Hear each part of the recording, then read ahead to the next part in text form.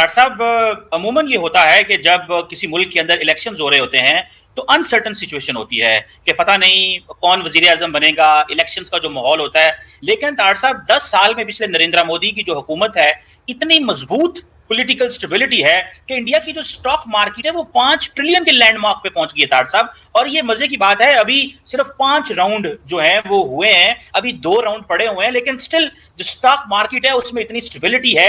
It means कि macro economic stability भी India के अंदर मौजूद है, पॉलिटिकल स्टेबिलिटी भी मौजूद है। और इससे ये भी अंदाजा हो रहा है कि नरेंद्र मोदी इलेक्शंस भी जीत रहे हैं, क्योंकि अगर अनसर्टन सिचुएशन हो तो मार्केट्स फ्लक्चुएट करती हैं। आप खुद तार साहब बड़े मजबूत बिजनेसमैन, अमेरिका में इतना बड़ा बिजनेस करते हैं। तार साहब, एक तरफ तो ये मसला है, दूसरी तरफ तार साहब वो कतरियों ने हमसे पैसे मांग लिए हैं।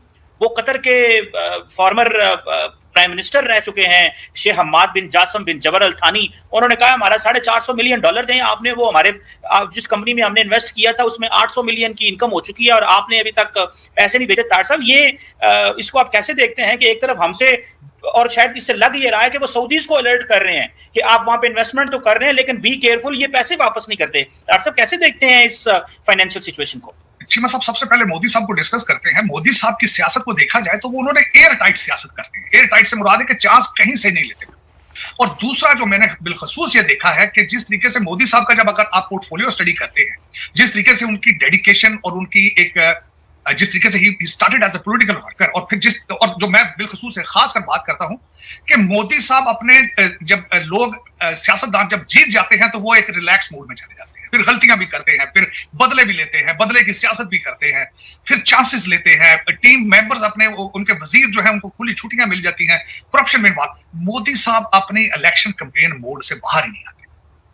अब ये देखिए, अगर रिसेंट इलेक्शन को अगर देखा जाए, इस इलेक्शन मोदी साहब के इंटरनेशनल दौरों से चीज शुरू होती है, फिर चंद्रयान की बातें फिर होती है, फिर उसके बाद सूरज के ऊपर जो चीजें, फिर जिस तरीके से टीम बिल्डिंग प्रोसेस में और जिस हर एक दुनिया के अंदर जो इश्यूज आते हैं, सोच सोच के कदम उठाए जाते हैं। देखें, उन्होंने 7 अक्टूबर को उन्होंने हमास को कंडेम किया, फिर उसके बाद सिचुएशन चेंज हुई है तो उन्होंने अपना सपोर्ट चेंज करके वो फलस्तीनियों के साथ चले गए। किस तरीके से अभी रिसेंट अगर देखा जाए इस इलेक्शन से पहले, बल्कि रशिया से तो आवाजें भी आई हैं चीमा साहब कि भारतीय इलेक्शन के अंदर अमेरिका जो है वो मैडलिंग कर रहा है, लेकिन बड़ा सेंसिटिव मैटर था, लेकिन किस खूबसूरती से हैंडल किया गया है। पैनिक नहीं हुए। देखिए ना, पैनिक हो जाते ना, पैनिक होके कोई ऐसा बयान दे देते, जयशंकर साहब भी बयान ऐसा दे देते, अमित शाह साहब ऐसा बयान दे देते, मोदी साहब ऐसा बयान दे जाते जो डीरेल हो जाते, इलेक्शन पे इंपैक्ट आ जाता।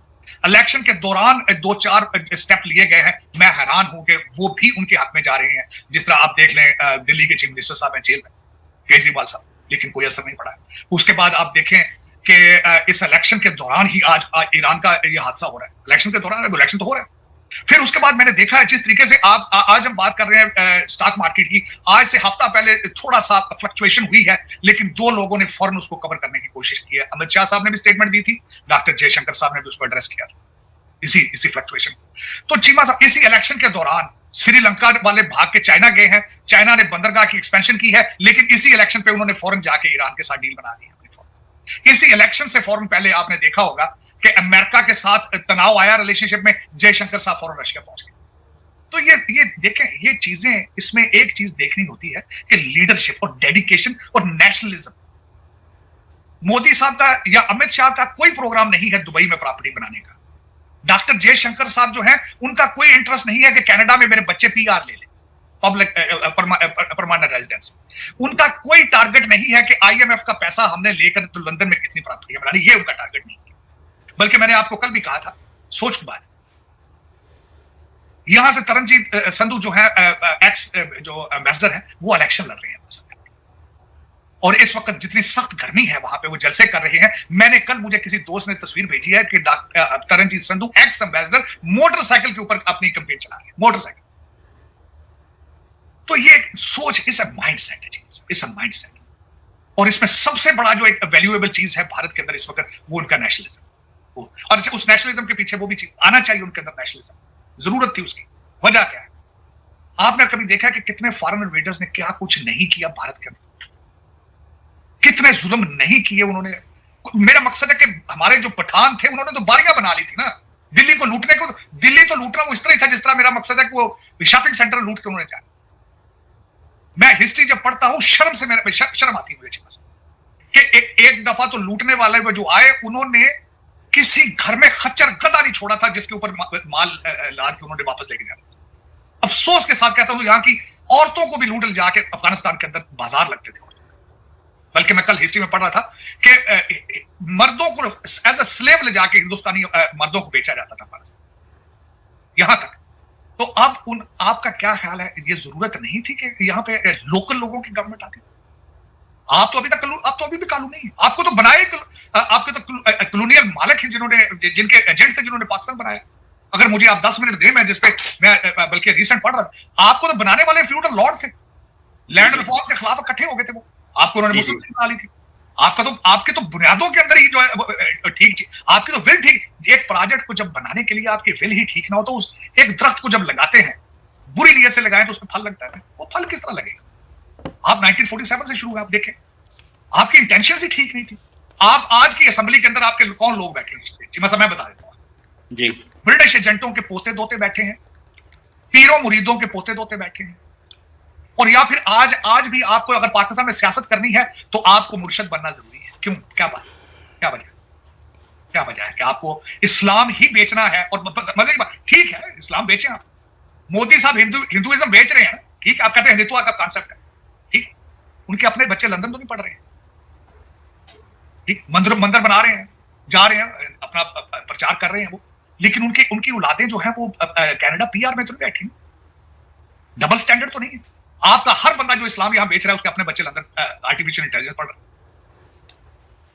जी मतलब दर हकीकत जब तक आप इस लेवल, या तो आप मुसलमान अच्छे बनना है तो अच्छे मुसलमान बने। मैं नहीं कह रहा हूं कि आप इस्लाम प्रैक्टिस ना करें, मैं तो बल्कि इस चीज की प्रचार हमेशा करता हूं कि अगर आप हिंदू हैं तो अच्छे हिंदू बने, आप अच्छे सिख हैं तो अच्छे सिख बने, आप अच्छे मुसलमान हैं तो अच्छे मुसलमान बने, आप कोशिश करें आप अच्छे इंसान बने।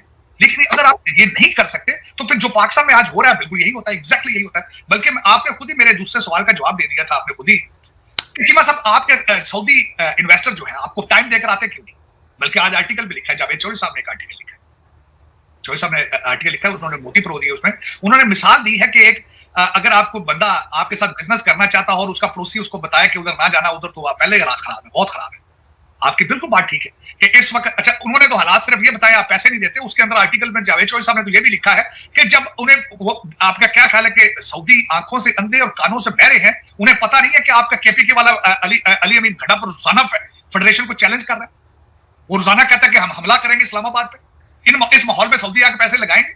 क्यों लगाएंगे? वो अंधे हैं, वो जुआरी है, वो फराडी है, अली अमीर गड्ढा पर रोजाना कहता जेल तोड़ के तो इमरान खान को ले आएंगे। अपना खुद जब एक कंट्री का चीफ मिनिस्टर अपने सूबे वालों को कह रहा हो कि बिजली के बिल ना दो,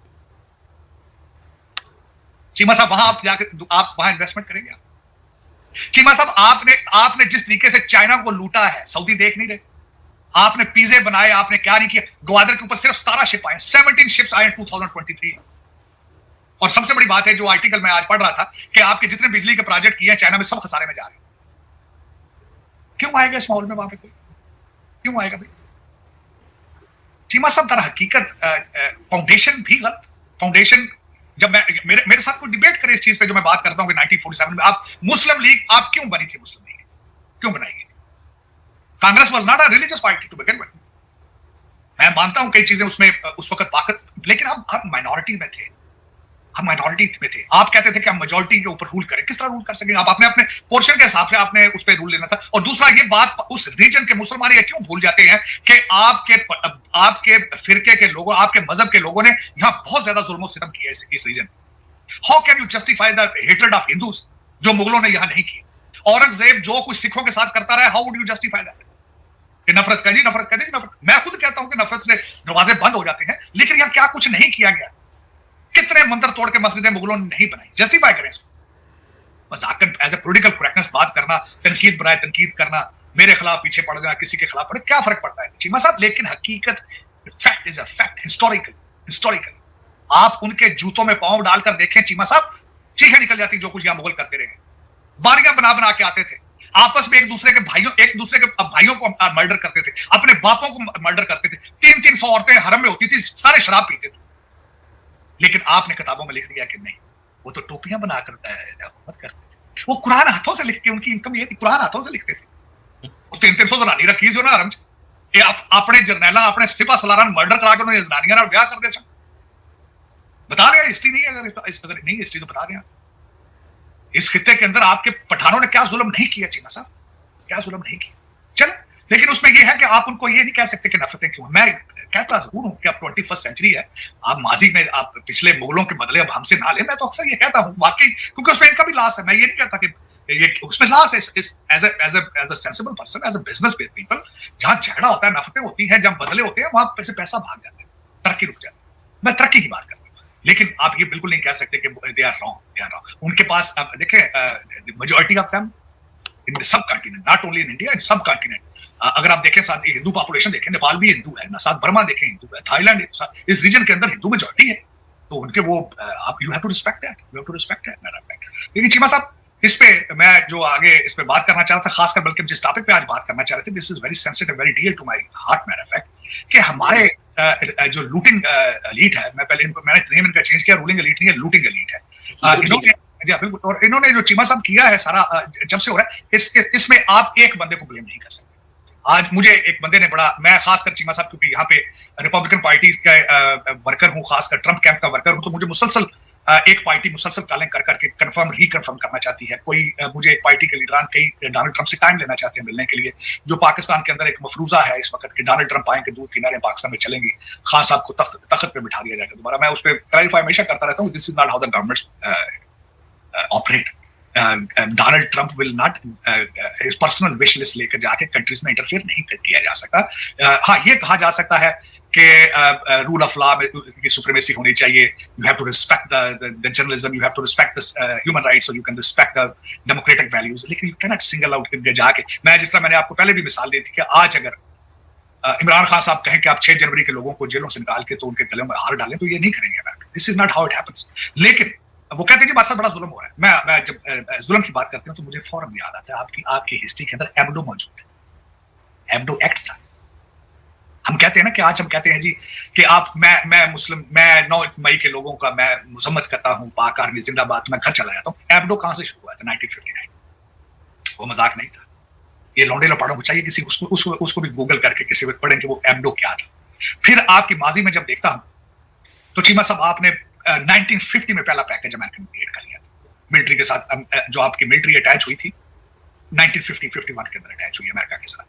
उसके बाद आपने सीटो सेंटो की वजह से बड़े पैसे कैश कराए, और आप उस वक्त छोटे फ्लैट लेते थे, इन पैसों से छोटे छोटे फ्लैट लेते थे दुबई में, इंग्लैंड में, ज्यादातर उस वक्त ट्रेंड इंग्लैंड का था। आपने उसी वक्त प्रॉपर्टियां बनानी शुरू कर दी थी सीटो सेंटो के दौर में।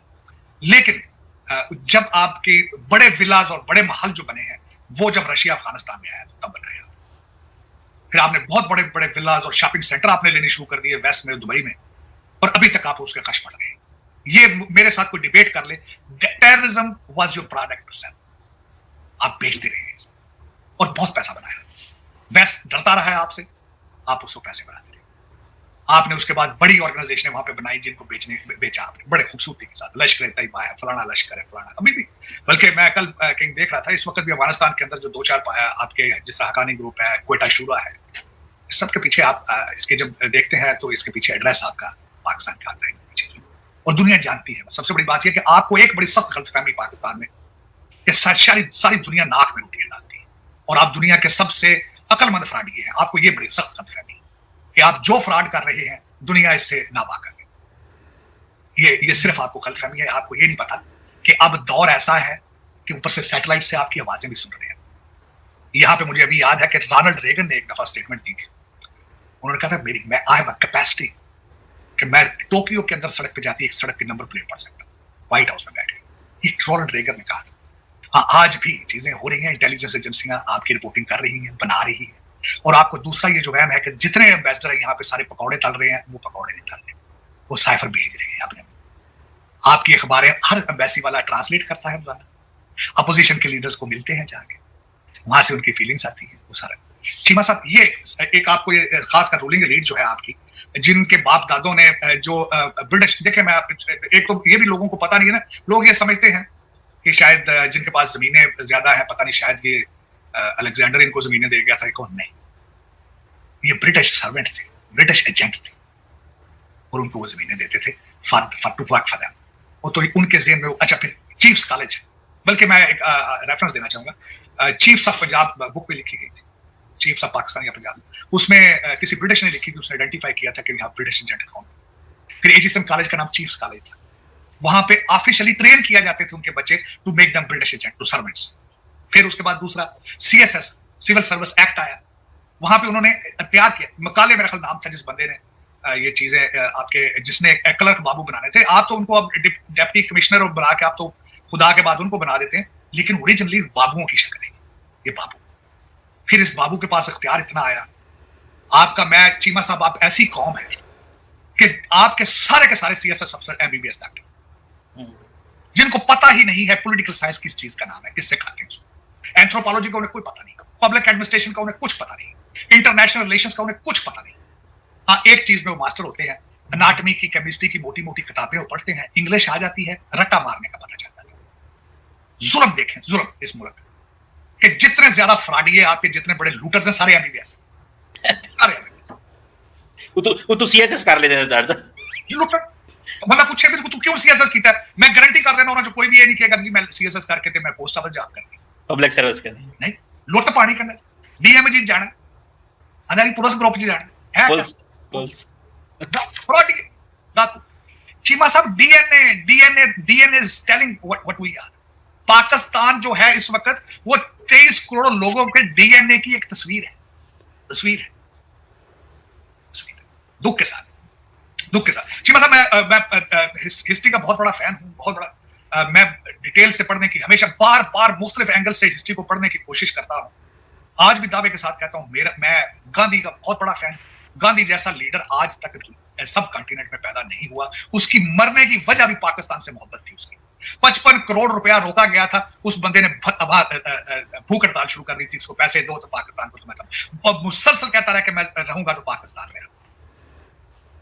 मैंने कल भी कहा था लाइव ट्रांसमिशन में, चीमा साहब, मैं खुश हूंगा कि कभी कोई पाकिस्तान में, डिजर्विंग पाकिस्तान में हिंदू आए और प्राइम मिनिस्टर बने पाकिस्तान। डरते हैं तार साहब, ये डरते इस सेंस में है, कहते हैं 97% मुसलमान है, लेकिन फिर भी कॉन्स्टिट्यूशन में लिखा हुआ है कि अगर कोई नॉन मुस्लिम आ गया तो शायद वो हमारा सिस्टम ही ना बदल दे सारा हमारा। ये खौफ है हमारा, है 97% मुसलमान। ईमान की कमजोरी, ईमान की कमजोरी। आप मुझे ये बताएं चीमा साहब, किसी गुरुद्वारे में, किसी मंदिर में, किसी चर्च में जाने से आपके ईमान में कमजोरी आ सकती है? मैं जाता हूं, मेरे ईमान में कोई कमजोरी नहीं, मेरे ईमान में बिल्कुल। मेरे कई दोस्त जा रहे होते हैं मंदिर में, वो कहता हूं मेरे लिए दुआ करें। गुरुद्वारा साहब, जैसी मेरा भाई है रोजाना, हर संडे को कहना, मैं बाबा जी के कमरे जाकर मेरे वास्ते अरदास करें। दुआ की कोई शक्ल नहीं होती चीमा साहब। मैं तो सारा दिन नेकियां करता हूं गोरों कालों के साथ, दुआ की चीमा साहब, किसी को कहना गुड मॉर्निंग, ये भी दुआ है, हंस के कहना। किसी का दरवाजा खोलना, किसी की ग्रोसरी उसकी डिग्गी में रखना भी इबादत है, किसी बुजुर्ग की। लेकिन सोचिए कितने जाना सकता, तुसी भाभी शिया अड़ गए, सुन्नी अड़ गए। चीमा साहब, इस्लाम या मजहब बहुत बड़ी चीज होती है, बहुत बड़ी चीज। हम इसकी फिलॉसफी को छोड़ के रिचुअल में फंस जाते हैं। रिचुअल देखिए, मैं हमेशा जैसी को कहता हूं, जैसे जी दाढ़ी रख के केस पाग करना, this is the easiest portion of सिखी। नमाज पढ़ना, उम्रे पे जाना, this is the easiest portion of Islam. मंदिर की बेल जाके बजाना, वहां बैठना, वहां घुटने टेकने या जाके मथा टेकना इज द इजीएस्ट पोर्शन। उसकी फिलॉसफी पे जाओ यार। इस्लाम के अंदर खुदा कहता है मेरे तक पहुंचना मेरे बंदों के जरिए पहुंचो, मेरे बंदों को खुश करो। मैं हमेशा चैलेंज करके चीमा साहब कहता हूं, मेरा किरदार पूछना है। मेरे पास 450 लोग काम करते हैं अमेरिका में, मेरा किरदार पूछना है, उनसे पूछे। ये मेरी असिस्टेंट है, इसको बुला के पूछे मेरा किरदार क्या है। चीमा साहब, ये इस तरह नहीं है। मैं इन चीजों पे, ये जो खुदा, और मेरी ख्वाहिश है कि मेरे कंट्रीमैन, मेरी मादरे मिलत, मेरी मदरलैंड, मैं जब भी बात करता हूं आधा घंटा बाद में 2 घंटे में अफसुर्दा रहता हूं चीमा साहब। उसकी वजह यह है कि ये हुआ क्या है, क्या है आप, क्यों नहीं उन 23 करोड़ लोगों में एक भी पाकिस्तानी ऐसा जो कहे कि मैं चैलेंज लेता हूं, मैं पाकिस्तान को बचाऊंगा। गांधी अकेला बंदा था। चीमा साहब, सोरवर्दी, आपने गद्दार कहते रहे उसको, सोरवर्दी, वो हैदरी मंजिल के अंदर कलकत्ते में बैठ के थे जाके दोनों, वो एक मुसलमान था, दूसरा हिंदू था, और उस घर के अंदर, हैदरी मंजिल के अंदर सारे मुहाजिर थे। हिंदू कितनी दफा मारने के लिए उसके लिए बाहर आए जो रेडिकल्स थे गांधी के सामने। क्यों नहीं गांधी जैसा, क्यों गांधी नहीं पैदा हो रहा पाकिस्तान के अंदर? वजह क्या है, क्या वजह? 76 साल हो गए, 76 साल। हिस्ट्री जो है सारी करप्शन में, गंदगी से भरी पड़ी है। क्या वजह है, क्या वजह? आप मेजॉरिटी अनपढ़ है, और जो पढ़े लिखे वो भी अनपढ़ है। उसकी वजह ये है कि आप देखें, वो एक मुर्शिद सारा दिन करप्शन करते हैं, बीवी और बच्चे जो है वो सारे पीटीआई चढ़े चौके लगे, वो समझते स्वाब है, क्योंकि मुर्शिद कहता रहे जलसे, कहता उम्र करने की क्या जरूरत है, यहाँ पीटीआई के लिए काम करो, इधर कदम मेरे लिए काम करो, ये स्वाब है। तो दोस्तों, जैसे कि आपने क्लिप में सुना कि मोदी को हराना नामुमकिन है भाई साहब, ये बात एकदम सच है। क्योंकि भाई प्राइम मिनिस्टर नरेंद्र मोदी ने वेस्ट बंगाल में जो किया है ना, वो जो करिश्मा किया है, जो 2026 में जो करिश्मा हुआ है, वो तो भाई ये चीज़ ही बताता है कि भाई मोदी जी को हराना नामुमकिन है। क्योंकि भाई साहब जिस तरीके से कैंपेन का आगाज़ किया था प्राइम मिनिस्टर नरेंद्र मोदी ने, सिर्फ डोमेस्टिक पॉलिटिक्स में ही नहीं भाई, जियो पॉलिटिक्स में भी प्राइम मिनिस्टर नरेंद्र मोदी भाई साहब बहुत आगे। जियो पॉलिटिक्स की बात अभी बाद में करेंगे, लेकिन पहले मैं आपको ये बता दूं कि भाई वो prime minister Narendra Modi domestic politics में भाई साहब मतलब कि बहुत आगे हैं भाई साहब, बहुत ज़्यादा, मतलब कि बहुत आगे की सोचते हैं। जिस तरीके से उन्होंने मतलब कि पश्चिम बंगाल में आगाज़ किया था ना अपने इलेक्शन कैंपेन का, भाई वो काबिल तारीफ़ था। क्योंकि भाई साहब जिस तरीके से उन्होंने झालमुरी खाई, झालमुरी से भाई साहब वो ट्रेंड सेट हुआ भाई साहब बीजेपी का, नरेंद्र मोदी का। भाई हालांकि भाई साहब क्या बोलते हैं, बीजेपी पहले से ही ऑन ग्राउंड चली गई थी वहाँ पे, और भाई साहब मतलब कि भाई 2016 में भाई साहब कुछ मतलब कि इक्का दुक्का सीट मिली थी भाई साहब। 2016 से मतलब कि कंटिन्यूस भाई साहब मेहनत कर रहे थे बीजेपी वाले, लेकिन भाई जीत नहीं मिल रही थी। लेकिन भाई साहब जो लास्ट के चुनाव हुए थे ना भाई साहब, ठीक है, आई थिंक 2021 के 2021 में जो चुनाव हुए थे, उस विधानसभा चुनाव हुए थे 2021 में जो पश्चिम बंगाल में, वहाँ पे बीजेपी ने भाई साहब बहुत तगड़ा प्रदर्शन किया था और 70 75 या 80 के करीब में रुक गई थी बीजेपी। लेकिन भाई साहब वहाँ से उन्होंने पीछे मुड़ कर नहीं देखा कि भाई हमें आगे बढ़ना है और उसमें भाई मतलब कि अपनी सरकार बनानी है। इसलिए इसी वजह से भाई प्राइम मिनिस्टर नरेंद्र मोदी ने भी ठान लिया कि भाई साहब आगाज़ करना। पता है बीजेपी वाले क्या करते हैं, बीजेपी वालों को सारे के सारे क्या बोलते हैं, सेंट्रल मिनिस्टर, चीफ मिनिस्टर्स, कार्यकर्ता, विधायक, सब आते हैं भाई साहब कैंपेन का आगाज़ करने के लिए। कहीं भी इलेक्शन हो भारत के अंदर, किसी भी स्टेट में इलेक्शन हो भाई साहब, वहाँ पे क्या बोलते हैं बीजेपी के जो मतलब कि बड़े बड़े नेता आते हैं भाई साहब, और भाई साहब बयानबाजी चलती है और भाई साहब पॉलिटिक्स खेली जाती है, ठीक है भाई साहब, और ग्राउंड लेवल के मुद्दे उठाए जाते हैं। ऐसे नहीं कुछ भी मुद्दे उठाए जा रहे हैं भाई साहब। जो पश्चिम बंगाल में मुद्दा था भाई घुसपैठ का, वो सबसे बड़ा मुद्दा रहा है भाई, सबसे बड़ा मुद्दा, ठीक है भाई साहब। जैसे हिंदुओं को वहाँ दबाया जाता था भाई साहब, वो सब चीज़ें देख मतलब कि वो भी बहुत सब चीज़ें देखने को अच्छी नहीं मिलती थी भाई साहब, ठीक है। जैसे ममता जी की सरकार में भाई साहब जो चीज़ें होती थी वो चीज़ें अब नहीं होंगी भाई साहब, ठीक है। मतलब कि भाई साहब बहुत सारे केसेस आते थे, यूँ ही दबा दिए जाते थे भाई साहब, ठीक है। मतलब कि क्या बोलते हैं भाई, बहुत ज़्यादा बुरा हाल था वहाँ पे। माँ दुर्गा जी की भी मतलब जो यात्रा निकलती थी भाई साहब, वो भी रोक दी जाती थी ममता की सरकार में। तो भाई ममता जी की सरकार में तो भाई वो सब चीज़ें अब बंद हो गई हैं भाई, तुष्टिकरण की राजनीति अब वहाँ से बंद हो गई। और उसके बाद में भाई साहब भारत में मतलब कि पूरे भारत में ना बीजेपी की सरकार भाई साहब आ चुकी है, और बहुत तगड़े तरीके से आ चुकी है, ठीक है। और क्या बोलते हैं, इतने तगड़े तरीके से आ चुकी है ना भाई साहब, मतलब कि पूरी नॉर्दर्न बेल्ट जो है ना भाई साहब, वो भगवा रंग में हो चुकी है, और साउथ के भी कई स्टेट भाई साहब भगवा रंग में हो चुके हैं। पूरा साउथ नहीं मिला है अभी तक, लेकिन भाई पूरा साउथ में भाई साहब क्या बोलते हैं, प्राइम मिनिस्टर नरेंद्र मोदी की सरकार आएगी, ज़रूर आएगी भाई, मतलब कि डबल इंजन की सरकार ज़रूर आएगी, ठीक है। और भाई बात कर लेते हैं जियो पॉलिटिक्स की। जियो पॉलिटिक्स में प्राइम मिनिस्टर नरेंद्र मोदी का तो भाई कोई मतलब कि कोई मतलब जवाब ही नहीं है भाई साहब एक तरीके से। मतलब कि जब प्राइम मिनिस्टर नरेंद्र मोदी बने थे ना, मतलब कि प्राइम मिनिस्टर बने थे, तो उन पर कई सवाल उठाए जा रहे थे कि भाई फ़ॉरेन पॉलिसी को कैसे चलाएंगे प्राइम मिनिस्टर नरेंद्र मोदी, मतलब कि मोदी कैसे चलाएंगे फ़ॉरेन पॉलिसी को। लेकिन भाई साहब जब फ़ॉरेन पॉलिसी में उतरे, उस दलदल में उतरे, तो भाई साहब मतलब उन्होंने बाएं हाथ का खेल बना दिया, बाएं हाथ, लिटरली बाएं हाथ का खेल बना दिया। मतलब कि कूटनीति को कूटने वाली नीति बना दिया भाई उन्होंने, ठीक है भाई साहब। मतलब कि भाई अमेरिका मतलब कि हमेशा चाह रहा है कि भाई भारत जो है हमारे कैंप में आ जाए, हमारे कैंप में आ जाए, लेकिन भाई भारत ने कभी भी नहीं मानी है अमेरिका की भाई साहब, अमेरिका को भाई साहब नहीं मानी हमने, ठीक है भाई साहब। और क्या बोलते हैं, रशिया भी चाह रहा था हमारे कैंप में आ जाए, लेकिन भाई साहब हम उनके कैंप में हैं, लेकिन भाई साहब मतलब कि उस तरीके से नहीं है कि भाई साहब सब कुछ चीज़ों में साथ दें। मतलब कि भाई हम अमेरिका, एक तरीके से देखा जाए हम अमेरिका कैंप में भी है, रशिया कैंप में भी है, चाइनीज़ कैंप में भी है हम एक तरीके से, लेकिन भाई साथ किसी की जंग में, किसी के मसले में हम साथ नहीं देते। हम पार्टनर्स हैं, लेकिन हम किसी की जंग में, किसी के मसले में, किसी कॉन्फ्लिक्ट में भाई हम साथ नहीं देते। साफ बात है भाई भारत की कि भाई भारत किसी भी लफड़े में नहीं पड़ता।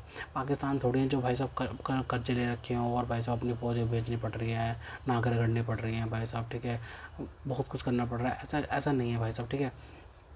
भारत की जो फॉरेन पॉलिसी है ना भाई साहब, वो नॉन अलाइनमेंट की फॉरेन पॉलिसी है भाई। किसी हम सबके साथ भी हैं और सबके साथ नहीं भी हैं, ठीक है। हमें जहाँ फ़ायदा मिलेगा हम वहाँ जाएंगे, ठीक है भाई साहब। और ऐसी ही फॉरेन पॉलिसी होनी भी चाहिए, ठीक है। फॉरेन पॉलिसी ऐसी ही होनी चाहिए भाई भारत की, ठीक है। मतलब कि भाई मतलब कि सबके साथ में रहो और उसके बाद में सब जगह से फ़ायदा भी उठाओ। और भाई साहब फ़ायदा अगर सिर्फ हम ही तो उठाएंगे नहीं भाई साहब, वो भी तो हमसे फ़ायदा उठाएंगे, ठीक है भाई साहब। कुछ दें तो कुछ आप लें, मतलब ये फॉरेन पॉलिसी चलती ही इंटरेस्ट बेस पे है, कुछ दें तो आप कुछ लें। लेकिन पाकिस्तान में क्या है कि पाकिस्तान कुछ देता नहीं है, सिर्फ लेता ही लेता है, सिर्फ लेता ही लेता है पाकिस्तान, देता कुछ भी नहीं है, ठीक है भाई साहब। देने के लिए पाकिस्तान के पास है क्या? पाकिस्तान की फ़ौज, एटमी बम, ठीक है, और स्ट्रैटेजिक लोकेशन, इसके सिवाय उनके पास कुछ भी नहीं है भाई। पैसे नहीं है और इंटरेस्ट बेस्ड चलती है दुनिया, ठीक है भाई साहब। अगर तुम्हारे पैसे नहीं है तो भाई साहब फिर भाई साहब कैसे रगड़ा जा रहा है पाकिस्तान को भाई समझ रहे होंगे भाई साहब, ठीक है। पाकिस्तान के स्टैब्लिशमेंट से भाई जो काम करवाए जाते हैं भाई साहब अमेरिका द्वारा, तो भाई वो तो सबको पता है ना भाई साहब, ठीक है भाई साहब। मतलब कि ईरान में, मतलब कि ईरान के मसले में उनको भाई साहब मीडिएटर बना दिया है भाई साहब, पाकिस्तान की शाख बढ़ाने के लिए भाई साहब। मतलब कि कौन से तुमने जंग कौन से रुकवा दी भाई साहब, कौन सी जंग रुकवा दी तुमने भाई साहब? इसराइल तो तुम्हारे साथ में बैठा ही नहीं टेबल पे। जो देश मीडिएटर का रोल निभा रहा है और भाई साहब वो मीडिएटर का रोल निभाने वाला ही कहता है कि भाई साहब इसराइल को तो हम मानते ही नहीं है, इसराइल का पासपोर्ट भी बैन है। इसराइल के पासपोर्ट, मतलब कि पाकिस्तान के पासपोर्ट पर लिखा है कि भाई इसराइल नहीं जा सकते और पूरी दुनिया में कहीं भी जा सकता है पाकिस्तानी। ये तो हाल है इनकी। और ये मीडिएटर बनेंगे, मीडिएटर बनने वाले शक्लें हैं इनकी भाई साहब। मतलब कि भाई साहब, मतलब कि कौन इनकी फॉरेन पॉलिसी लिखता है, कौन को लिख कर देता है कि भाई साहब आप ये करेंगे वो करेंगे भाई साहब, समझ नहीं आता। किसी दुनिया में किसी कोई समझ नहीं सकता पाकिस्तानियों को, ठीक है भाई साहब। मतलब कि भाई कपड़े फटे पड़े हैं, ठीक है भाई साहब, हालात एकदम बदहाली में है और भाई साहब बड़े बड़े दावे करते हैं, ऊंची ऊंची बोली बोलते हैं पाकिस्तानी की भाई साहब, हम ये कर देंगे, वो तेरी, ये तेरी, वो तेरी। उनको पता नहीं कौन सा लाहौरी चूरन दे रखा है भाई साहब पाकिस्तान की इस्टेब्लिशमेंट ने, जो कि भाई साहब ये ऐसे हरकतें करते हैं, ठीक है भाई। अब जो है ना, भारत ने पानी भी बंद कर दिया पाकिस्तान का, ठीक है भाई साहब। भारत ने बोल दिया नो टॉलरेंस की नीति है आतंकवाद को लेकर, ठीक है भाई साहब, नो टॉलरेंस की नीति बना चुके हैं। भारत सरकार ने तो बोल दिया कि भाई साहब पाकिस्तानियों को तो कभी बात ही मत करो, किसी भी मंच पे जाओ कुछ भी कहो, लेकिन पाकिस्तानियों की बात ही मत करो। साफ बात कर रखी है भाई प्राइम मिनिस्टर नरेंद्र मोदी ने अपनी सरकार में। जो कैबिनेट मंत्री है ना, जयशंकर जी, ठीक है, और राजनाथ सिंह जी, ठीक है, अमित शाह जी, मतलब कि भाई नितिन गडकरी, ठीक है, निर्मला सीतारमन जी जो हमारी फाइनेंस मिनिस्टर हैं, ठीक है, उन सबको बोल रखा है प्राइम मिनिस्टर नरेंद्र मोदी। किसी भी प्लेटफॉर्म पे जाओगे ना आप, तो भाई सब चीज़ों की बात करो, अच्छे से बात करो, लेकिन भाई पाकिस्तान की बात ही नहीं करनी है। जितना आइसोलेट पाकिस्तान भारत के लिए अच्छा है ना भाई, सबसे बेस्ट चीज़ है भाई भारत के लिए। आइसोलेट को रखो पाकिस्तान को, जितना आइसोलेट रख सकते हो ना उतना रखो, ठीक है भाई साहब। मतलब कि इनको कहीं भी किसी भी चीज़ का मौका मत दो, ठीक है भाई साहब, मौका देना ही नहीं है भाई साहब। क्योंकि भाई साहब अगर ये थोड़े से भी स्टेबल होते हैं ना, तो भाई भारत में कुछ ना कुछ चीज़ करवाने लग जाते हैं। ये इनकी फितरत में है। लोग ये आदत बदल सकते हैं, ठीक है भाई साहब, बहुत कुछ चीज़ बदल सकते हैं, उनके रहन सहन का तरीका बदल सकते हैं, लेकिन भाई साहब जो फितरत होती है ना जिस किसी की भी, वो बदली नहीं जाती भाई साहब, वो पैदाइश से मिलती है इनको। तो खैर तो दोस्तों, अगर आपको हमारी ये वीडियो पसंद आई तो कम से व्हाट्सएप पर शेयर कीजिएगा, साथ साथ चैनल को सब्सक्राइब करके हमारा मनोबल जोर बढ़ेगा, ताकि हम आपके लिए ऐसे ही मनोरंजन वीडियोज़ बनाते रहें। तो ऐसे मिलते हैं आपसे अगली वीडियो में, तब तक के लिए जय हिंद।